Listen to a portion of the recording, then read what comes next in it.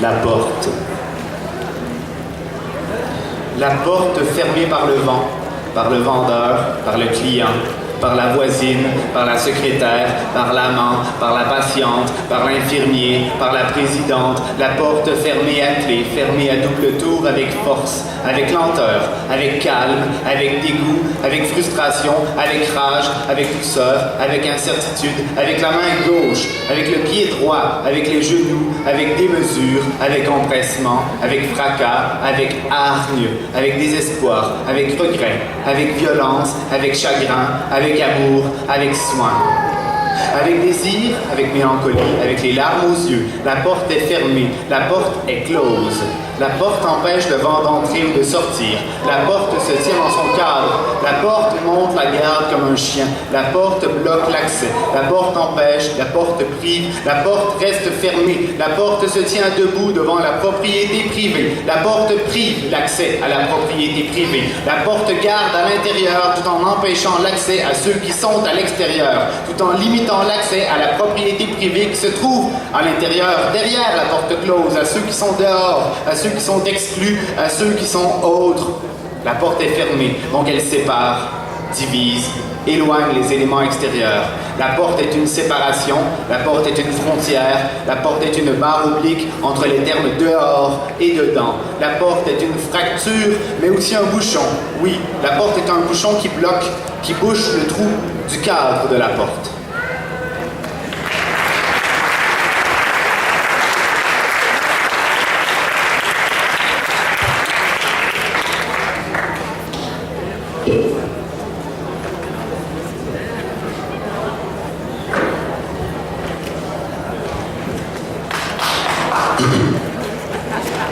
Du jazz dans la tempête. Il y a une froideur mélancolique. Je rêve d'un vin chaud, d'un coup de Mistral, à toi, à rien, que dalle. L'ennui en pleine lumière. Prendre conscience de l'absurdité du monde comme si c'était la première fois. Une bouffée d'air frais. Jongler avec des idées perdues d'avance. Une question sans voix. Auriez-vous l'amabilité de vous identifier, je vous prie. La nuit a les mains noires. Une jolie femme, décolletée, collant rouge. Vous avez ma parole. Elle ajoute quelque chose, mais je n'entends pas. Son sourire me plaît, la lueur de vérité dans le regard. Difficile de résister au charme du désespoir. Il y a du frimas et des idées saugrenues.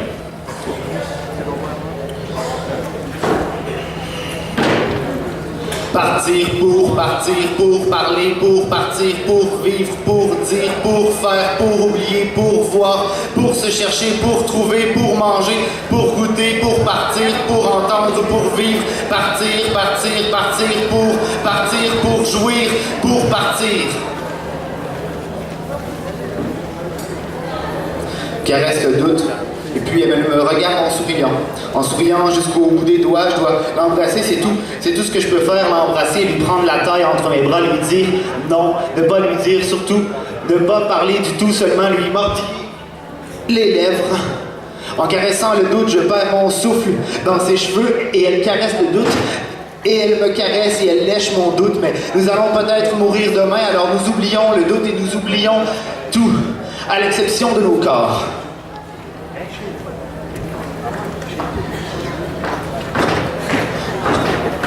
Encore le vent dans les couloirs de la ville enneigée.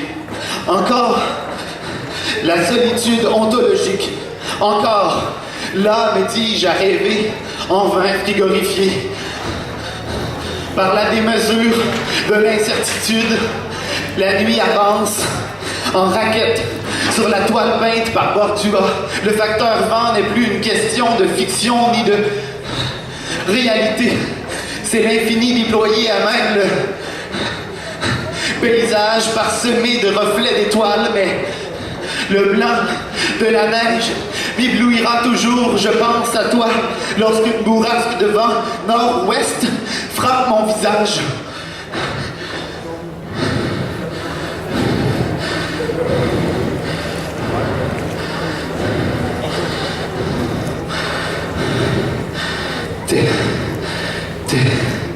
Tes doigts sur la contrebasse tentent de déglacer la vie.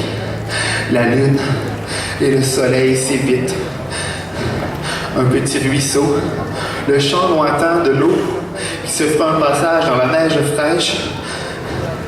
Je me rappelle de ce sourire craquant, du rythme imprévisible des solos, de la bière et des fonds de boîte de conserve. Tes doigts alternent d'une corde à l'autre, pas à pas, sur le sentier, nos bottes gardent nos pieds au chaud. Ça m'étonne quand même, malgré ce froid nordique, ce froid. Les notes griffonnées sur un bout de serviette que tu plies et ranges dans ta poche pour garder une trace de la soirée.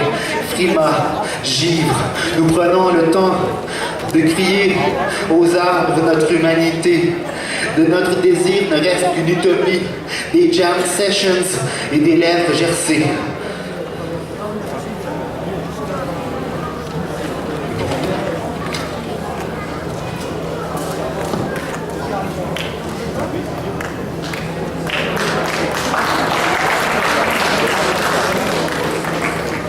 Ah, là, je vous vois. Miles Davis en bagnole, le pare-brise embué, les pieds gelés, la poudrerie nous aveugle, on improvise, on s'invente un chemin à suivre dans la plancheur du monde où résonne le saxophone du désespoir et le piano évite un dérapage, juste à temps avant que le feu ne devienne rouge.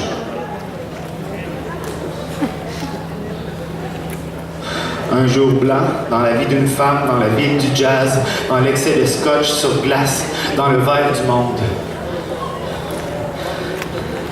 Un chien jappe sans arrêt.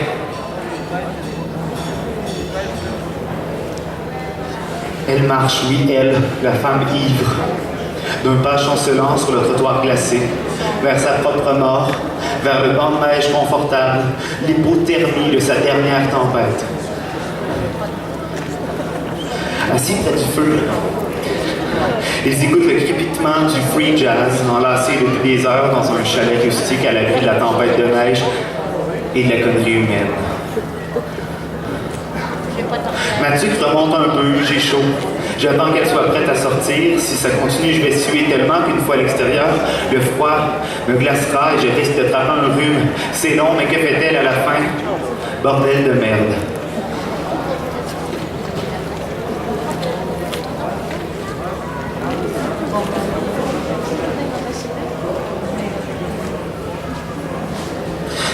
Du jazz dans la tempête.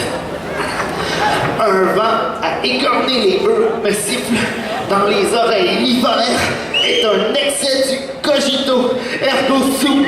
L'hiver est l'apogée cartésien de la pensée, la glissade infinie.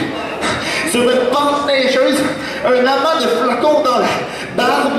L'hiver est une paire de bottes qu'on fait sécher sur la plainte électrique au sabord du foyer.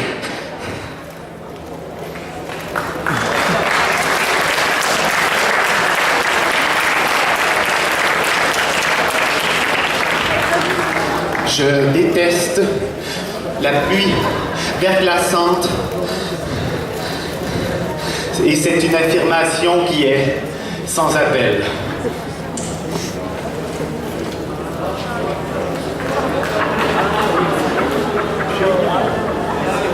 Juste là, un arbre, debout dans la neige collante, tient tête à la violence de l'hiver sans cœur.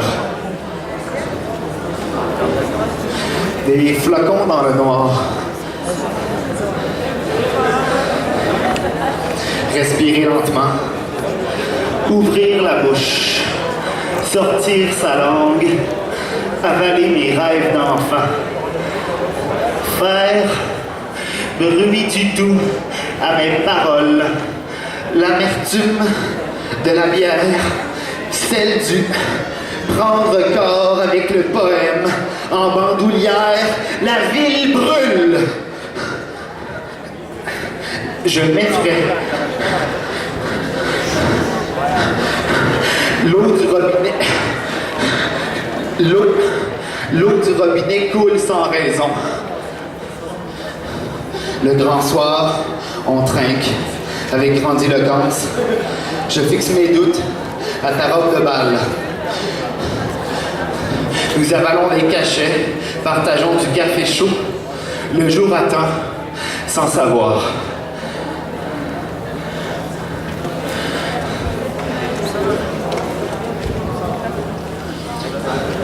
As-tu la sensation des parenthèses silencieuses? Ressens-tu toute l'atrocité du coma éthylique? Le destin de la mélancolie? Ressens-tu l'amour de ses violences? Veux-tu me donner une gifle? Devrions-nous baiser ou partir au bout du monde? As-tu souscrit à une assurance vie? Moi, non. Mais ça m'empêche pas de vivre pour autant, je te jure, c'est vrai. Crois-tu vraiment que j'oserais te mentir aussi facilement?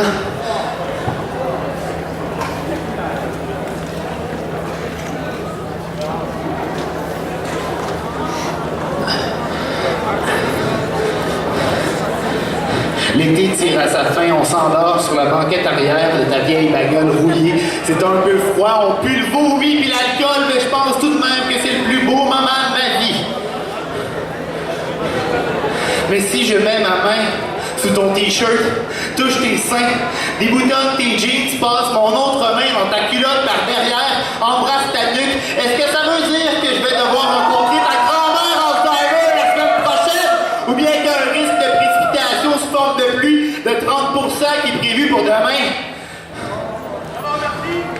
Dans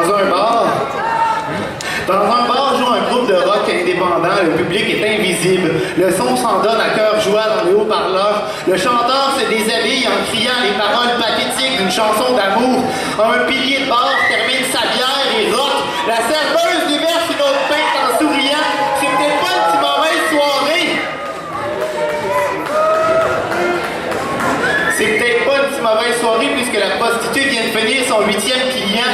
Puis dans le tiers-monde, de nombreux enfants vivent pas assez longtemps pour souffler les bougies de leur 5e anniversaire de naissance.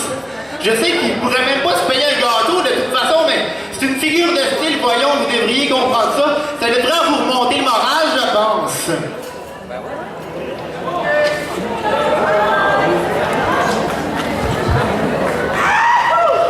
Des connards de mon espèce vous emmerdent, mais moi, oui, moi, je ne veux plus perdre mon temps et de toute façon, je suis trop dégoûté du monde pour m'en soucier. Allez voir ailleurs pendant que je crée ma vie dans les déchets de l'humanité. On trouve de tout, même l'oubli. Le paradoxe de vivre et de mourir pour l'amour du néant. Les connards de notre espèce vous emmerdent. Veuillez agréer mes consternations distinguées envers et contre